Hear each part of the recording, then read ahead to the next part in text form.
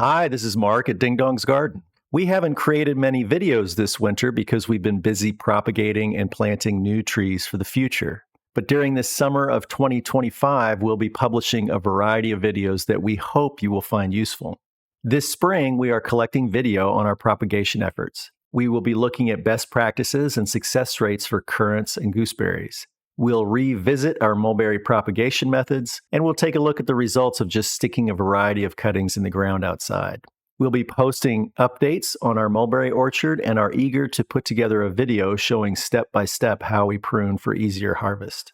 One of our more exciting events is hosting our barn swallows. They will return from Central America to our farm here in the Pacific Northwest in late spring. We look forward to sharing with you the new families and their short 20 days from egg hatch to first flight. Finally, throughout the spring and summer, we will be sharing new varieties of figs, mulberries, willows, currants, and grapes that we are growing on our farm. If there are any other topics you want us to cover, please leave them in the comments and we'll do our best to respond. Thanks to everyone and have a great growing season this year.